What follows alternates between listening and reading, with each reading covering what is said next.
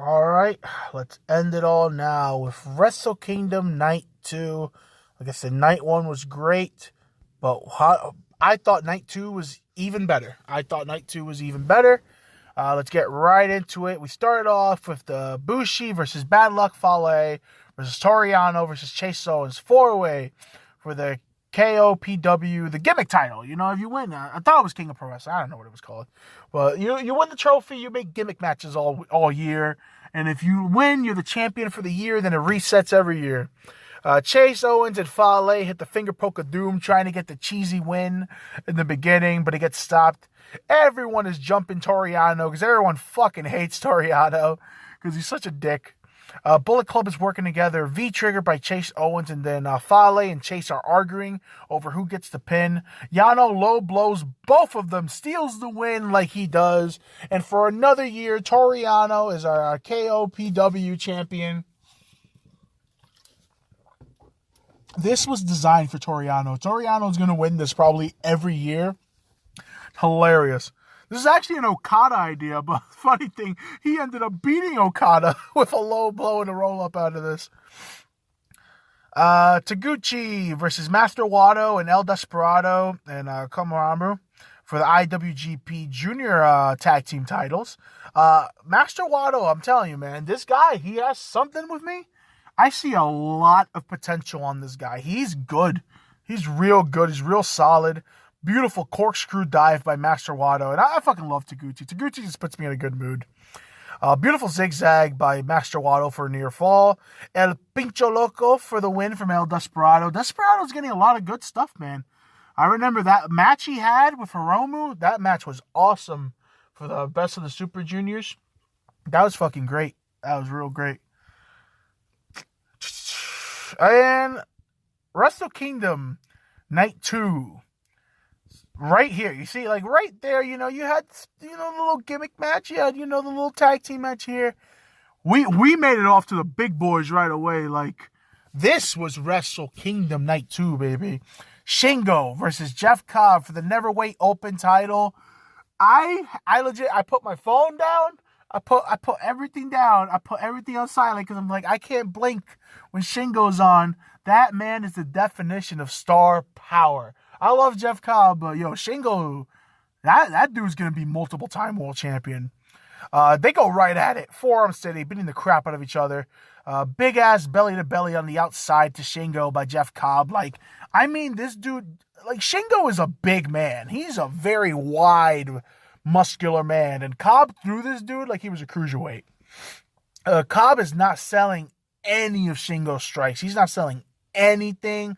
Oh, there was a moment where Shingo caught him with a pumping bomber, and he didn't sell it, but he caught him right in the bridge of the nose, just fucking busted his nose right open.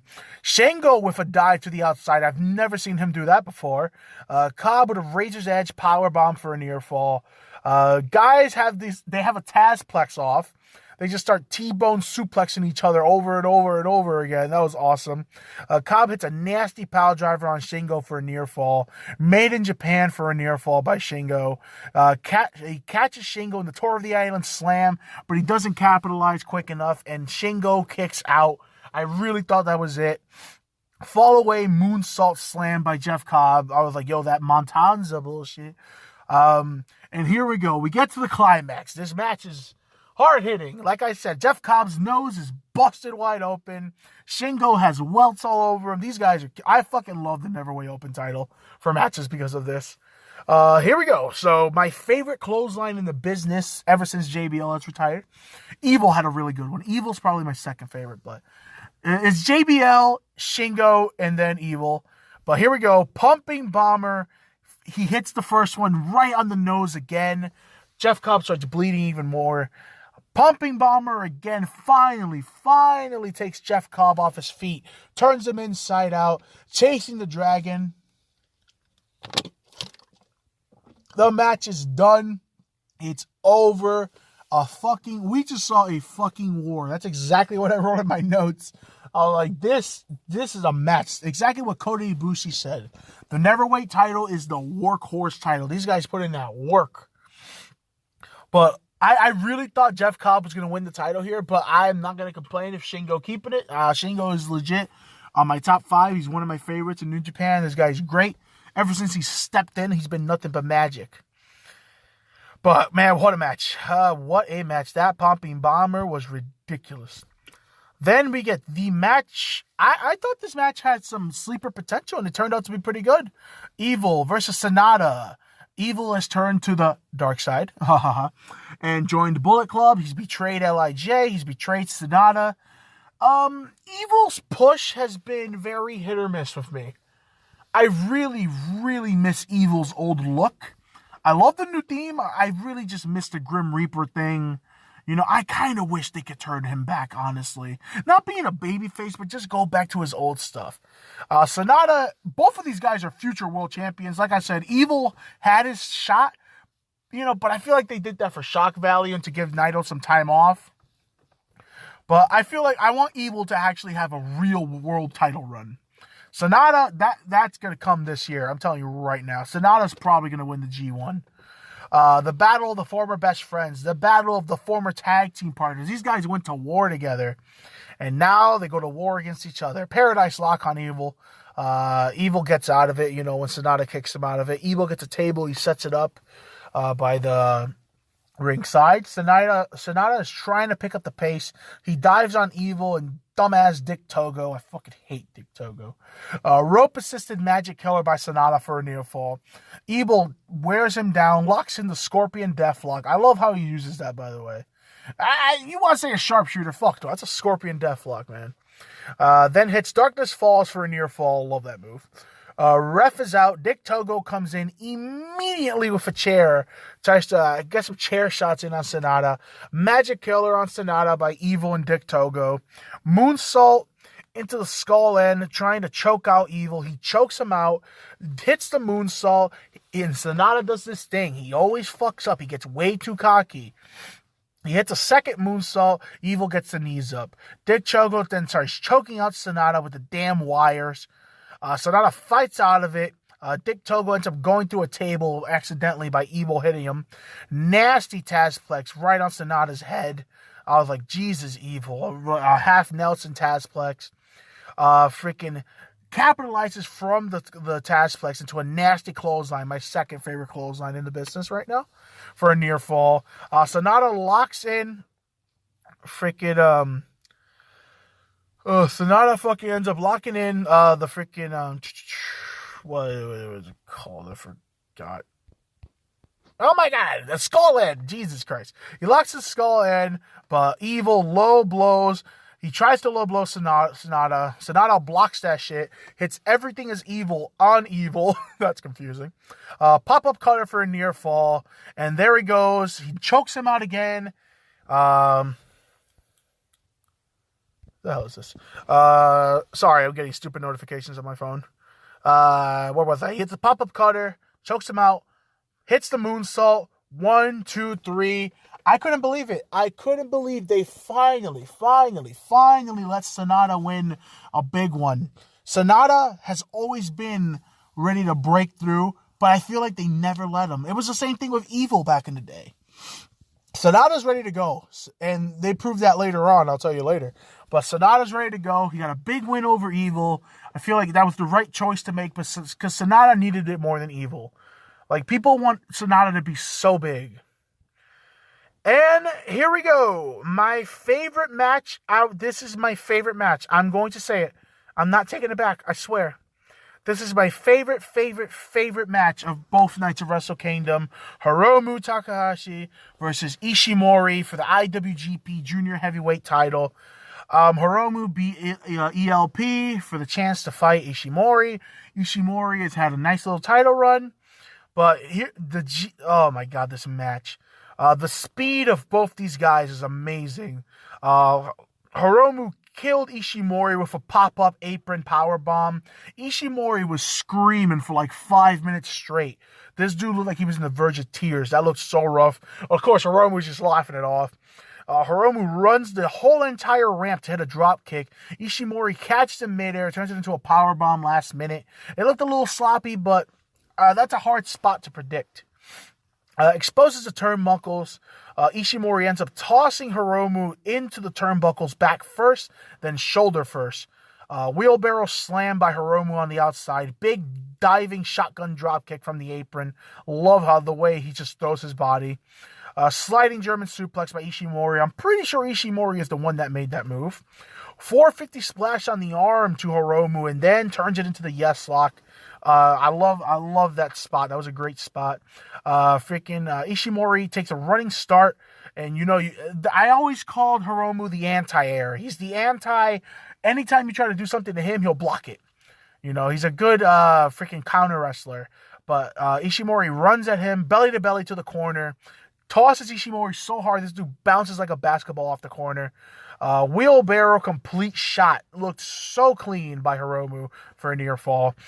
Death Valley driver into the corner. Then he lifts him up deadlift style into another Death Valley driver for another near fall.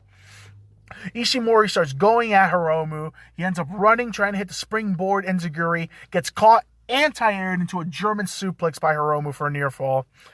Ishimori comes back, hits the ropes again, hits a beautiful Canadian destroyer. And then we get to my favorite part of this match. Ishimori starts hitting this man with forearms. I'm pretty sure it was almost around 50 or 60, like 100 forearms. He starts hitting him. Hiromu will not get his hands up. The ref, even the ref and the commentators are like, Hiromu, get your hands up. Put your hands up. He's just forearming him. Kill him. He gets up. Kills him again with 20, 30 more forearms. Gets him on the floor. Beats the crap out of him again with a couple more forearms. Gets him up. He does it again. I'm like, yo, Ishimori's going to kill this dude. Holy shit. Oh my God. This is their best match for sure. This is the best match of Wrestle Kingdom. Oh my God. He's trying to rip out Hiromu's shoulder. Big jumping knee to Hiromu's shoulder. But Hiromu ends up turning into a pop-up flatliner. Finally makes a comeback. Exposed steel in the corner. Hiromu hits another Death Valley driver. Time bomb, but Ishimori kicks out. Time bomb 2 finally hits. Hiromu wins. New IWGP Junior Champion. What a match. And exactly what I wrote in my notes. Both of Ishimori is one of the most underrated talents out there. And Hiromu is going to be the star. He is the future of this company. He is going to be high-level shit if they ever let this dude go crazy in the heavyweight division. Oh, my God. I'm telling you, the future is secure. You got Okada still young. You got Sonata. You got Evil. You got Hiromu. You got Kota as your champion. You got Sho. You got Shingo. You got Jay White. Your future is secure in New Japan. You're good to go. But I cannot stop raving about this match. 5 stars. 5 stars. Ospreay and Okada, 5 stars. This, 5 fucking stars. This is my favorite match of both nights. But let's start it off now. We get to the end of Wrestle Kingdom. The match that I was biting my nails. I was scared to death.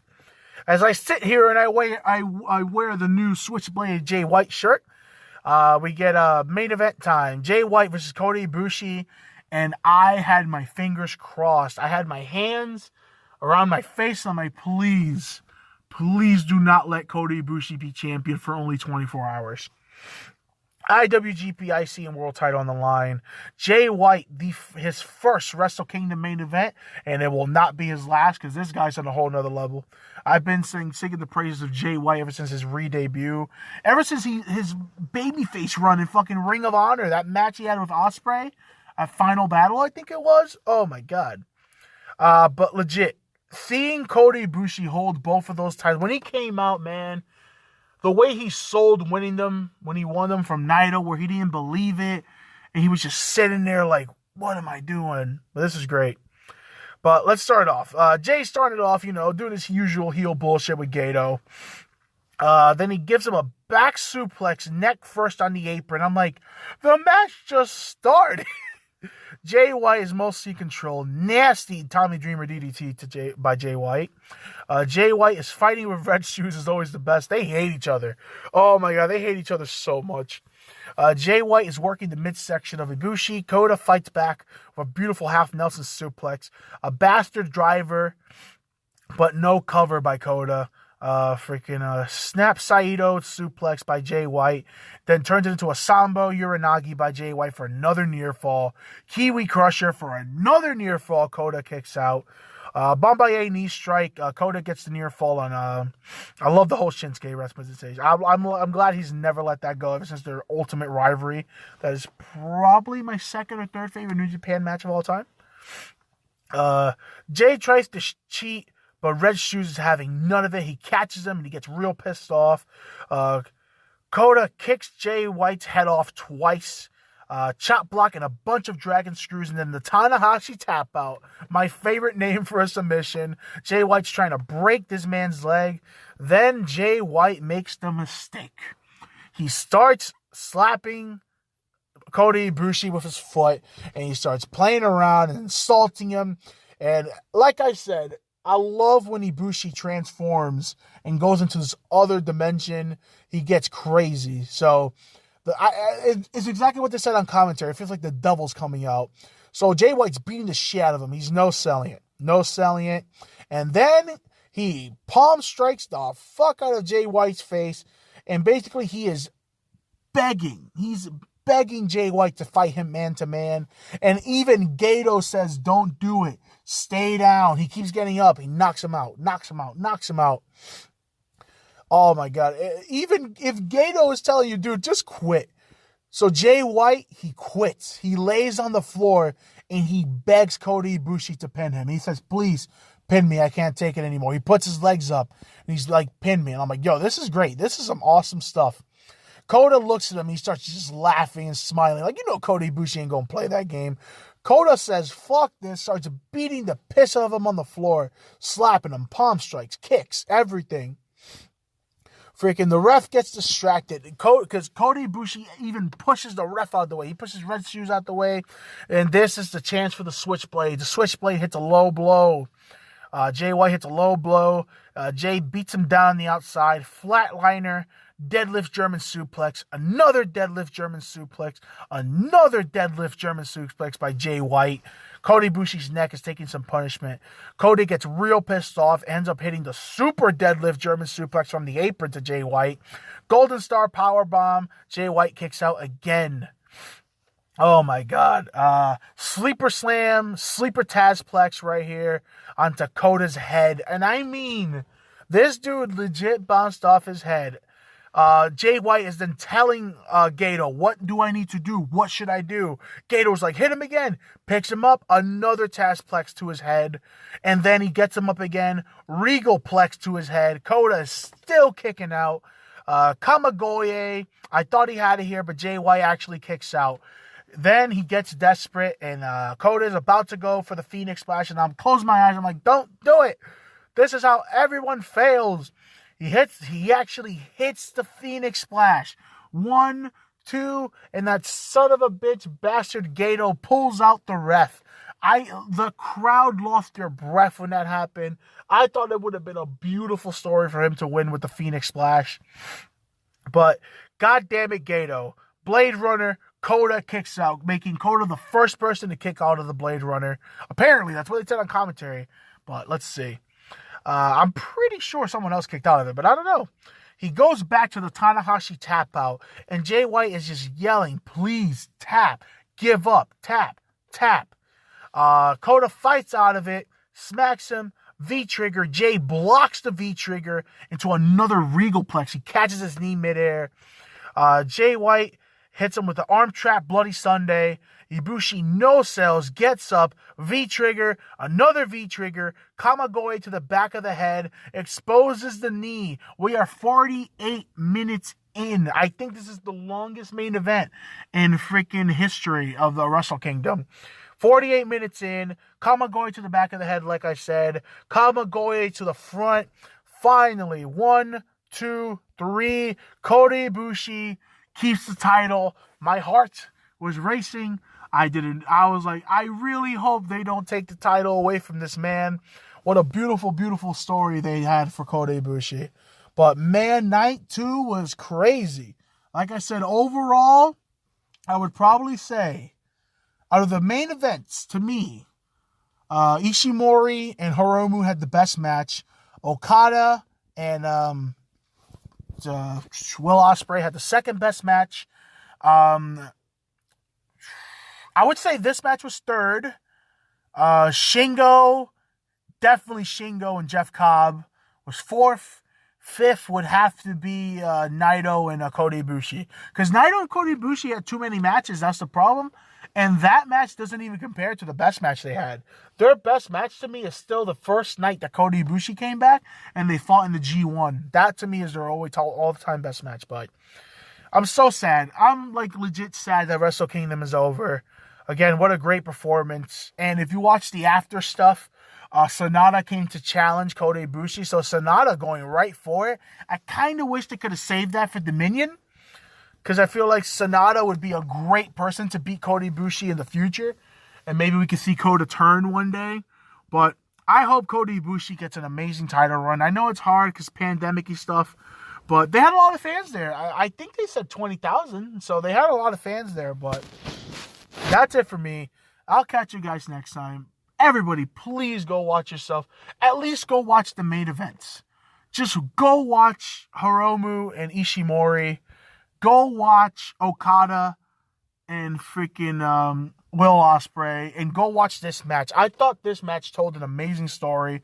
Like I said, a lot of people give Jay White not too much credit because, you know, he starts off slow. But Jay White can tell a story in there, man. But that's it for me. I'll catch you guys next time. Peace out. Go watch some wrestling. Everybody take care.